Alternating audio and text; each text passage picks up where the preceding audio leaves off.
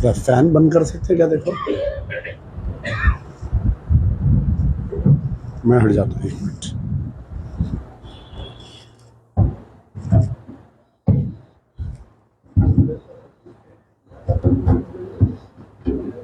चल ठीक।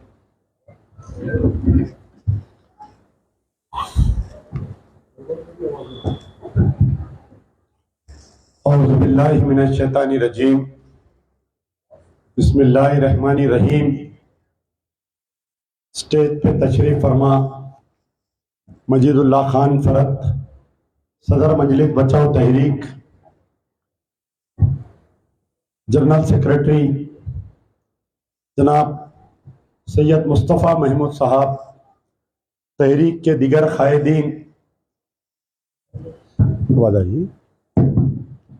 तहरीक के दिगर कायदीन और कारकुनान, अस्सलाम वालेकुम। मखबरों को भी सलाम।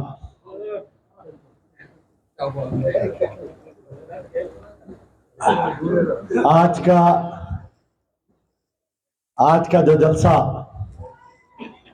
आज की जो मुशावरती इजलास बुलाई गई है कारकुनान मजलिस बचाओ तहरीक की तरफ और कायदीन की तरफ से, बहुत दिन के बाद में ये मीटिंग बुलाई गई है, क्योंकि पिछले 2 साल से ऐसा हो रहा था कि कोरोना की वजह से ना हम कोई मीटिंग्स बुला सक रहे थे, ना कोई जलसा कर सक रहे थे, ना कोई जुलूस निकाल सक रहे थे। फिर बीच में बलदिया का इलेक्शन आया। बलदिया के इलेक्शन के बाद में फिर से पाबंदी आ गई कोरोना की।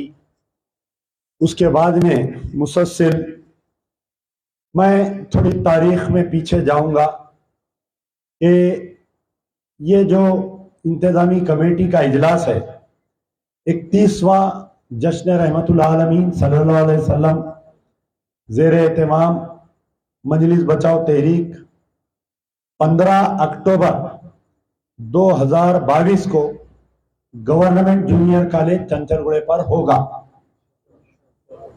31वां यानी 31 साल गुजर गए मजलिस बचाओ तहरीक का क़याम अमल में आने के बाद में। मुसलसल हर साल बड़े अकीदत के साथ ये जश्न रहमतुल आलमीन सल्लल्लाहु अलैहि वसल्लम मनाया जाता है। मरहूम अल्लाह ताला गरीक़ रहमत करे साबिक़ा मरहूम सदर गाज़ी मिल्लत अलहाज मोहम्मद अमानुल्लाह खान, जिन्होंने इस जलसे की बुनियाद डाली, यकीनन मुझे यकीन है कि आज उनकी रूहानी खुश हो रही होगी कि मैं जिसकी बुनियाद डाला था, जिस हक़ व सदाकत की तहरीक की बुनियाद डाला था, वो आज भी जारी है, कायम है और दायम है।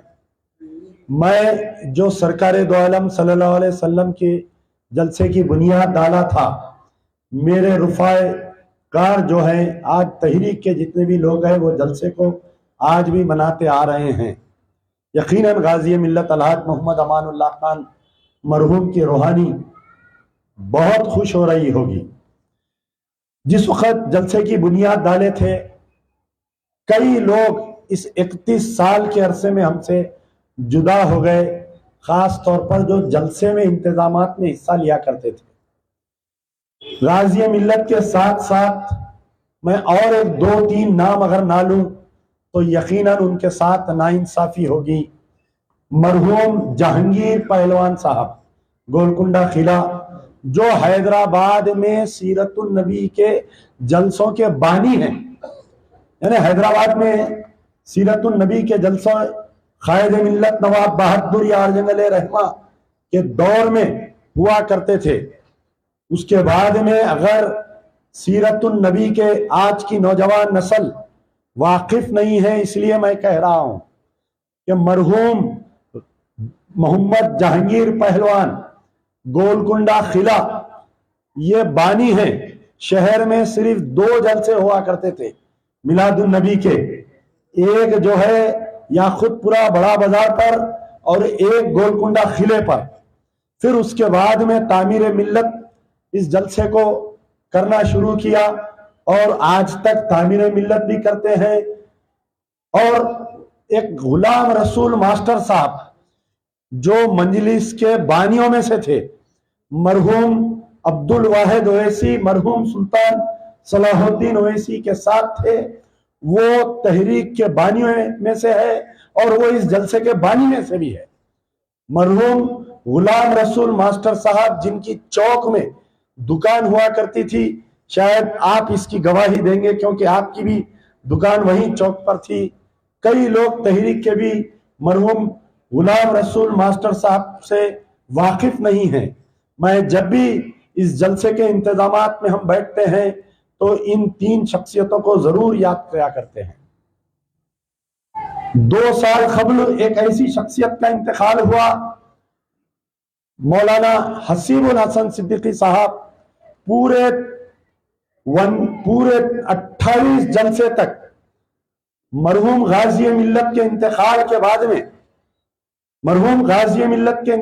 बाद में जब तहरीक और इस जलसे का यानी आने वाला फ्यूचर क्या होगा किसी को नहीं मालूम था, उस वक्त पे एक शख्सियत को मैं याद करता हूं, मरहूम आदम मलिक एडवोकेट साहब। न सिर्फ इस जलसे की निगरानी की बल्कि हमें अपनी राह बताए और इस तहरीक की सदारत भी की है। फिर एक शख्सियत डॉक्टर कायम खान को मैं यकीनन आज याद करूंगा क्योंकि वो तहरीक की एक ऐसी चट्टान थी वो कि बड़े बड़े पहाड़ों से टकराने के लिए तैयार अगर कोई हुआ करता था तो वो उसका नाम था डॉक्टर कायम खान। उसके बाद मैं मौलाना हसीबुल हसन सिद्दीकी साहब को याद करता हूं कि जब भी जलसे का ऐलान होता सबसे पहला मेरा फोन मौलाना को जाता कि मौलाना इस साल जलसा है कि हम कैसा इंतजामात करेंगे, किसको बुलाएंगे। आजकल तो बहुत सोशल मीडिया का दौर है, व्हाट्सएप का दौर है, लेकिन पहले मुकर्रिरों को बुलाने के लिए यहां से ट्रेन का सफर करके बिहार, ट्रेन का सफर करके दिल्ली, उत्तर प्रदेश जाकर 3-3 दिन बगैर रिजर्वेशन के ट्रेनों में सफर करके गेस्ट हाउसों में रहकर वहां पर इंतजामात के लिए वहां से मुकर्रिरों को लाना पड़ता था। वैसे सख्त दौर में मुझे एक मरतबा याद है कि एक मरतबा हम लोग दिल्ली गए थे, अचानक हमें मेरठ जाना पड़ा, दिल्ली से मेरठ, तो ट्रेन का रिजर्वेशन नहीं मिला। मैं मौलाना हसीबुल हसन सिद्दीकी साहब, हम दोनों जने ट्रेन के जो नीचे सीट के नीचे का हिस्सा हुआ करता है, जो टॉयलेट 2 टॉयलेट्स के बीच में हुआ करता है, वहां बैठकर सफर किए और मुफ्ती अय्यूब खान साहब को जाकर दावतनामा देकर उनको आए। बड़े तकलीफ का सफर है तहरीक का, लेकिन हिम्मत नहीं आ रहे। कई ऐसे वाकयात आए तहरीक के ऊपर, कई ऐसे वाकयात आए, इस जलसे को करने में बहुत मुश्किलात होते थे। गाजी मिल्लत जब तक बकायदे हयात थे जलसा बहुत आसानी से होता था। उनके गुजर जाने के बाद में लोग पैसे देना बंद कर दिए जलसे के इंतजामात के लिए। मुगलपुरा ग्राउंड को लाकर लाग डाल दिए, ये सोचे कि कल तक गाजी मिल्लत एमएलए थे, इस जलसे को करवाएंगे। यही स्टैंडिंग कमेटी के चेयरमैन थे उस वक्त। कुछ दिन पहले मुझे पता चला कि वो नाबीना हो गए शुगर की वजह से, बहुत सताए, बहुत हमले किए, आज अल्लाह की मार पड़ी।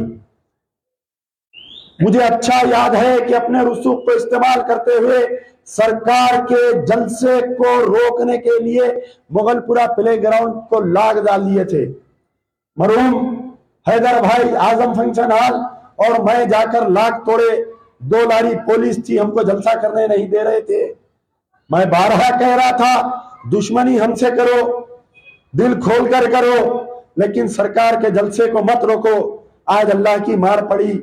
वो स्टैंडिंग कमेटी के चेयरमैन उस वक्त के आज नाबीना हो गए। जाओ जाकर सुल्तान शाही मर देखो, शाम के औकात में बच्चे लाकर कुर्सी डालकर बिठाते हैं इनको।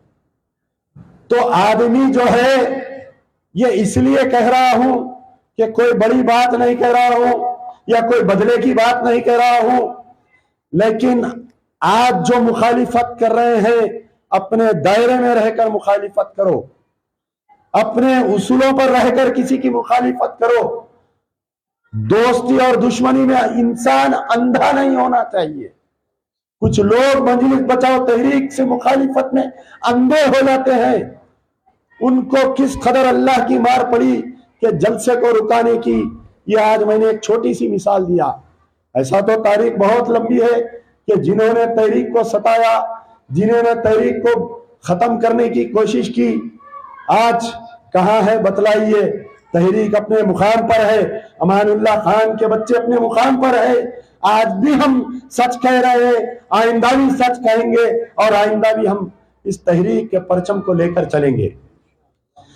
रही बात जलसे के इंतजाम की, फिर एक सिलसिला चल रहा है। गवर्नमेंट जूनियर कॉलेज में जब मुगलपुरे में कॉम्प्लेक्स बना दिया गया तो हम जलसे को शिफ्ट किए गवर्नमेंट जूनियर कॉलेज चंचलगुड़े में। एक नई साजिश, वहां पर डिग्री कॉलेज की तामीर हो रही है। डिग्री कॉलेज की तामीर से हमें कोई एतराज नहीं है, बनाइए वहां पर डिग्री कॉलेज, लेकिन बदमाशी के तौर पर सारी मट्टी को निकालकर ग्राउंड में डाले हैं। हम शराफत से पेश आते हैं। मैं जाकर नवीन मित्तल कमिश्नर से मुलाकात किया, जो बोर्ड ऑफ जो इंटरमीडिएट एजुकेट के कमिश्नर हैं। मैं उनसे मुलाकात करके उनको लेटर दिया हूं कि इस मट्टी को हटाइए और एक 2-3 दिन हम देखेंगे। अगर वो मट्टी नहीं हटेंगी तो नामपल्ली के ऊपर नवीन मित्तल के दफ्तर पर तहरीक के सारे कारकुनों के साथ जाकर हम धरना देंगे। क्या बतलाओ, आप लोग आने के लिए तैयार है या नहीं है? तो इंशाल्लाह 2-3 दिन में अगर वो काम चालू नहीं होगा तो नामपल्ली कमिश्नर नवीन मित्तल के दफ्तर पर ऐसा धरना देंगे कि पूरा नामपल्ली चौक जाम हो जाएगा, याद रखिए आप। और जब तक वो चंचलगुड़ा हाई स्कूल की मट्टी नहीं हटेगी, हमारा एक जलसा नहीं, मैं कहीं भी ले जाकर जलसा कर सकता हूं। वहां पर और कई तंजीमों के जलसे होते हैं।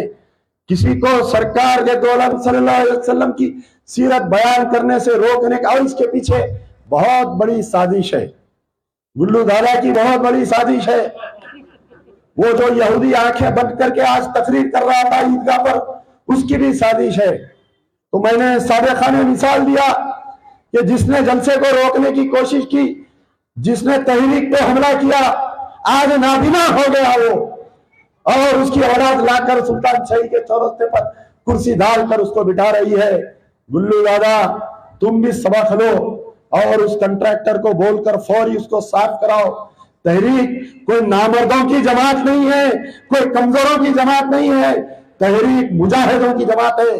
तहरीक गवाह है, तारीख गवाह है कि तहरीक ने हर मसले पर, जो मिल्लत मजलूम का मसला रहो, चाहे वो कोई भी मसला रहो, अपने सीनों को पेश किया। तहरीक की तारीख रही कि तहरीक ने ताड़ा, पोटा, बीसा, हर वो सजा हमने काटी। तो हम कमजोर नहीं है मेरे भाई, हम नरम बात करते हैं, हम सूरत के बहुत अच्छे हैं, ये हमारी कमजोरी है। लेकिन हम कमजोर नहीं है, हम जहां पर नरम बात करते हैं, तुम्हारा गिरे बांध पकड़कर नल्ला मतने की भी हम ताकत रख सकते हैं। अब रही बात, आज का ये जो इजलास हुआ, बड़े शॉर्ट टर्म में बुलाया गया, छोटी सी बात पे इजलास को मुनक़िद किया गया है कि सदर इस्तक़बालिया किसको रखना चाहिए, अराकीन इस्तक़बालिया किसको रखना चाहिए, किसको मुक़र्रिर बुलाना चाहिए, और सबसे बड़ी चीज है कि इसके मालिया का कैसा इंतजाम करना चाहिए। माफ करिए मुझे, इस जलसे में मालिया के मामले में हमारे तहरीक के कारकुनों की तरफ से, लीडर्स की तरफ से कोई ताउन नहीं हो रहा। हम कोई चंदे की रसीद या कूपन वगैरह नहीं छाप रहे पिछले 4-5 साल से। उसकी वजह यह है कि लोग जो कूपन की बुक लेकर जा रहे हैं, लाके वापस नहीं दे रही, इसलिए हम वो छपाना बंद कर दिए। अगर जिस किसी को भी इसमें ताउन लेना है जलसे में, वो हम एक रसीद बुक रखे हैं, इंशाल्लाह कल से आ जाएंगी। मैं किसी को जिम्मेदारी देता हूं, रोज ऑफिस पे हमारे मुजफ्फर भाई बैठेंगे, दिन में 11 बजे से शाम में 5-6 बजे तक जिसको भी ताउन करना है, या तो आप फोन करिए, आपके मकान पर आके वो ताउन लेने के लिए तैयार है, या नहीं तो आप जो है वहां पर मकान पर लाकर पैसे ऑफिस पर लाकर ताउन दे सकते हैं। पूरा जलसे के इंतजाम करीब 8 से 9 लाख रुपए का होता है। तो आप लोग समझ सकते हैं कि बड़े पैसे वाले सब जाकर वहां चंदा देते हैं, तो आप लोग भी यहाँ पर ताउन करिए ताकि हक व हलाल की कमाई में हम इस जलसे को करना चाहते हैं। रही बात, क्योंकि अभी इजलास हो रहा है तो चंद 2 इश्यूज पे मैं बोलना जरूर चाहूंगा। मिलादुन नबी की ये इस्तकबालिया से हटके सदर मोहतरम की इजाजत से मैं 2 बातों पर कहूंगा कि हालिया जो गुस्ताखी हुई है प्यारे नबी सल्लल्लाहु अलैहि वसल्लम की शान में, तो उस नामर्द, उस नामुराद को जेल भिजाने में मुसलसल अल्लाह ने मुझसे काम लिया। मैं कोई बड़ी बात नहीं बोलता हूं, अल्लाह ने मुझसे 2004 से मैं इस जलील का पीछा कर रहा हूं। आज इतनी मोटी फाइल हो गई, मैं आज ही बैठ के पूरा डेट वाइज पेजेस को जमा रहा था। कोई दिल्ली से एक रिपोर्टर आया था, मेरा इंटरव्यू ले रहा था, तो मैं उसको पूरा बता रहा था। आप बतलाइए, आज मोहतरम हमारे बैरिस्टर असदुद्दीन ओवैसी साहब ये बोल रहे हैं कि मजलिस की ताकत थी उसको जेल को भी जाए, यानी झूठा झूठ बोला तो सच्चे की फट गई गथे। तो आप देखिए 2002 से उन्हें लबकुशाई कर रहा, उन्हें कुरान की शान में गुस्ताखी, सरकार दो आलम सल्लल्लाहु अलैहि वसल्लम की शान में गुस्ताखी, ख्वाजा अजमेरी के शान में गुस्ताखी, हर किसी की शान में गुस्ताखी करते करते आपकी जातियत भी, आपकी शान में भी, आपकी फलानी की शान में भी गुस्ताखी कर दिया उन्हें। दारुल सलाम से 10 कदम पे उसका ऑफिस, उसका घर है। एक भी complaint, open challenge to Asaduddin Owaisi, आप या आपके वो अली बाबा 40 चोर, कोई एक भी राजा सिंह के खिलाफ में एक कंप्लेंट दिया क्या? आप बैरिस्टर है ना साहब, काला कोट पहन के कभी हाई कोर्ट गए आप जाना था, आप बोलना था चीफ जस्टिस को, साहब राजा सिंह ऐसा ऐसा करा। आप बोलते ना साहब कि मेरे हाथ में स्टीयरिंग है, मैं ड्राइवर हूं इस गाड़ी का, तो वो गाड़ी में राजा सिंह को बिठा के लाके चंचलगुड़ा जेल तक छोड़ देना था। बाकी का हम चंचलगुड़े वाले देख लेते थे उसका यहाँ पर। तो 22 साल में उन्हें 2002 से लबकुशाई कर रहा, 2022 आ गई, यानी 20 साल में कभी एक दरखास्त नहीं दिए। आज आके आप ठहर के बोल रहे हैं तिरंगा रैली निकाल के मजलिस की ताकत थी उसको जेल को भेजे। कोई मजलिस की ताकत नहीं, वो पत्ती पत्ती फूल फूल बोलने वाले भी गैब थे पूरे, निकलते उस दिन यकीनन निकलना चाहिए। सरकार दो आलम सल्लल्लाहु अलैहि वसल्लम की शान में जुलूस निकालना चाहिए, जलसे निकालना चाहिए, लेकिन खाली 11 रबीउल अव्वल 12 रबीउल अव्वल कोई सरकार दो आलम सल्लल्लाहु अलैहि वसल्लम की मोहब्बत, खाली दिनों में राजा सिंह गुस्ताखी करा तो क्यों?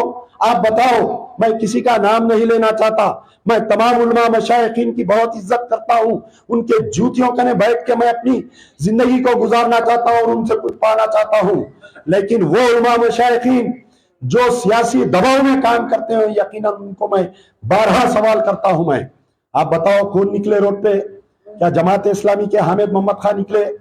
आप बताओ कि जमात इस्लामी के एक वक्फ बोर्ड के रुकन है मलिक मोहतशिम अली खान साहब, आप बताओ 2 मसाजिद शहीद हो गए, शमशाबाद की मसाजिद को शहीद कर दिए।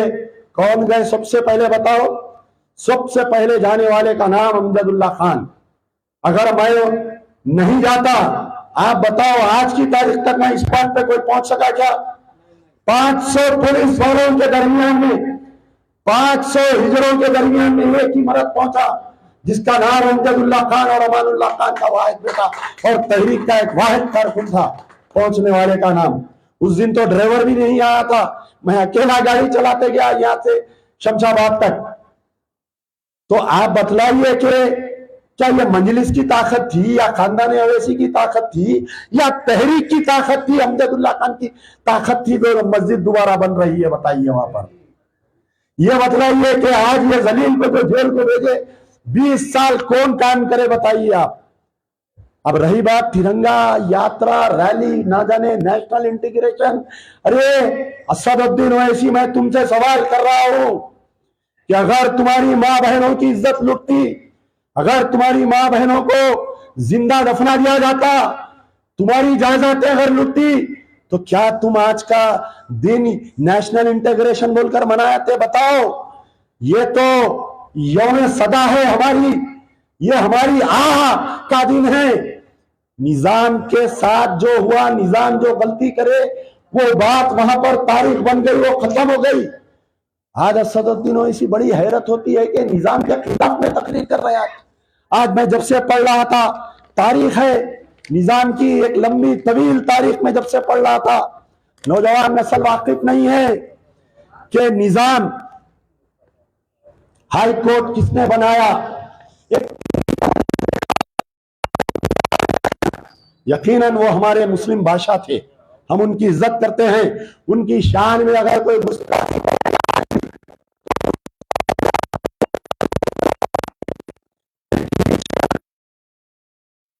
एक टीवी चैनल का रिपोर्टर जो है, एक निजाम कंजूस बादशाह था। अच्छा, कैसा मालूम हुआ वो कंजूस बादशाह थे? बोल के आपके मम्मी गए थे, उनका ने पैसे मांगने नहीं दिए उन्होंने।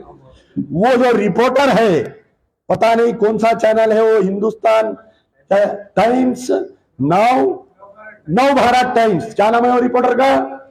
अरे कमीने, तेरी अम्मा गई थी क्या उसके ने निजाम के ने पैसे मांगने, उन्हें नहीं दिया क्या? जो तू कंजूस बोल रहा, हाई कोर्ट कौन बनाए? तुम्हारे अब्बा बनाए सो है। अच्छा, स्टेट बैंक ऑफ हैदराबाद कौन बनाए? तुम्हारे दादा बनाए सो है रिपोर्टर। अच्छा, उस्मानिया यूनिवर्सिटी कौन बनाए? उस्मान सागर कौन बनाए? हुसैन सागर कौन बनाए? हिमायत सागर कौन बनाए? निजाम सागर कौन बनाए? आपके दक्कन ग्लास फैक्ट्री कौन बनाए? आपके दक्कन बटन फैक्ट्री कौन बनाए? आपके निजाम शुगर फैक्ट्री कौन बनाए? सिटी डेवलपमेंट बोर्ड कौन बनाए? हैदराबाद सिटी सिविल कोर्ट कौन बनाए? Hyderabad civil and archaeology department कौन बनाए? काचपुरा रेलवे स्टेशन कौन बनाए? बेगमपेट एयरपोर्ट कौन बनाए? अरे रिपोर्टर, अरे वो कमीने, तेरी अम्मा बनाई, तेरे बाबा बनाए, अब तेरे को पुराने शहर की जबान में जवाब देना पड़ता। अब तेरे को इंशाअल्लाह कल उसके खिलाफ में भी हम केस फाइल करेंगे। जब मैं राजा सिंह के खिलाफ में केस फाइल करता था तो लोग मजाक उड़ाते थे, आम मुसलमान नहीं। ये जो जर खरीदे, चमचे, गुलामा, अम्मा राजी ने, बाबा राजी ने दुनिया में आ जाते जो बात जने, तो ये वलदुल हाउस के लोग आके ये लोग जो है मेरे से मजाक उड़ाते थे सोशल मीडिया पे। कंप्लेन करने से क्या होगा, इनके कंप्लेन से क्या होगा, इन्हू एक्स कारपोरेटर है, इन्हू फलाना है। अरे मैं कुछ भी नहीं हूं रे भाई, मैं अमजदुल्ला खां हूं बस। जहां ठहरा तो समझ जाओ अमजदुल्ला खां हूं, अमानुल्लाह खां का बेटा हूं, एमपीटी का कारकुन हूं। मैं ठहर गया तो बस है वहां जलसा, मैं ठहर गया तो वहां है धरना, मैं ठहर गया तो वहां मनवा के निकलता हूं। तारीख है, कोई ऑफिसर कने अगर मैं गया, मेरा काम नहीं हुआ, वहीं सीधा जानीमाज बिछाता हूं। गाड़ी में कभी भी जानीमाज रहता मेरे, ला जानीमाज बोलता हूं, वहीं बिछाए 2 रकात नमाज पढ़े, टेबल के सामने बैठ गए, खुद काम होता। अरे नक्कर है भाई, फिर इसके पीछे लोग आते, धरना होता, लंबा जाता, फिर इन्हें छोड़ता नहीं। पठान की दुश्मनी खबर तक खत्म नहीं होती, दुश्मन मर गया तो पठान जाके खबर पे लट से मार के आता हूं, इतना गुस्सा वाला रहता हूं। तो अब ये रिपोर्टर बोल रहा कि निजाम कंजूस था। आप बताइए, मुझे बहुत दुख हुआ। निजाम की तारीख से क्या हुआ क्या नहीं हमको वास्ता नहीं है, लेकिन ये रिपोर्टर को क्या हक बनता बतलाओ। ये रिपोर्टर, अरे तू जाके ग्वालियर के राजा से पूछा, तू जाके राजस्थान के महाराजा से पूछा, तू जाके कश्मीर के राजा से पूछा, तू जाके सिक्किम के बादशाह से पूछा, तू जाके पंजाब के बादशाह से पूछा। नहीं, निजाम से कहीं को पूछ रहा कि तुम कंजूस थे नहीं थे? तू पैदा हुआ था रे उस दिन, तेरे अम्मा पैदा हुई थी, तेरे बाबा पैदा हुए थे जब, तू कंजूस तू रहने वाला है काका। अरे पूरी तारीख को तोड़ मोड़ के पेश कर रही। और असदुद्दीन ओवैसी, आज बड़े शर्म की बात है कि जो काम आज नेशनल इंटीग्रेशन रैली मनाए, यकीनन मनाए, पूरे स्टेट में मनाए, लेकिन बड़े अफसोस की बात है, सिद्दीपेट में नेशनल इंटीग्रेशन रैली यानी जहां के केसीआर साहब एमएलए है, वहां पर नेशनल इंटीग्रेशन रैली हो रही है, टीआरएस के लोग है, और नारा क्या लग रहा मेरे भाई, वंदे मातरम, वंदे मातरम पढ़े जा रहा है। वंदे मातरम का हैदराबाद के मर्जर से, निजाम से या हैदराबाद के मर्जर से क्या ताल्लुक है बताओ? बुरखापोश खवातीन को जबरदस्ती तौर पर वंदे मातरम पढ़ाया गया। पुरानी शहर से एक वीडियो आया, स्कूल के बच्चियों की रैली जा रही है, बड़े शर्म की बात है, अफसोस की बात है। एक वीडियो देखा भाई, ऐसे ऐसे दाढ़ी वाले मुल्साबा साथ लेके जा रहे, क्या बोले तो हम तिरंगा रैली में जा रहे, जाओ, बड़ा खुश हुआ भाई। लेकिन आज कह का जश्न मना रही, भारत माता की जय कहते, बच्चों को बोलने लगा रही मुल्साबा। अरे कहीं किधर, अरे तालीम तो 2 पैसे नाम की चीज है ही नहीं, अक्ल नहीं, तालीम नहीं, भारत माता की जय। आप बताओ ये बच्चों के जहनों में क्या डाल रही कि हैदराबाद यानी जबरदस्ती। आप बताइए, जिस वक्त लोग 17 सितंबर बोल रही, 17 सितंबर को नहीं हुआ पुलिस एक्शन, कई लोगों को नहीं मालूम, 18 सितंबर के दिन हुआ। 16 सितंबर 17 सितंबर को निजाम दक्कन बोल दिए कि मैं मर्ज हो गया बोल के, मैं हिंदुस्तान का हिस्सा बन गया बोले। उसके बाद में पुलिस एक्शन की क्या जरूरत थी? सिर्फ हमको लूटने के लिए, हमको मारने के लिए पुलिस। आप बतलाइए, क्या हैदराबाद में उस वक्त पे जो किरकिरी चल रही थी, क्या मुसलमानों ने हैदराबाद स्टेट क्या मुखालिफत करे थे बताओ?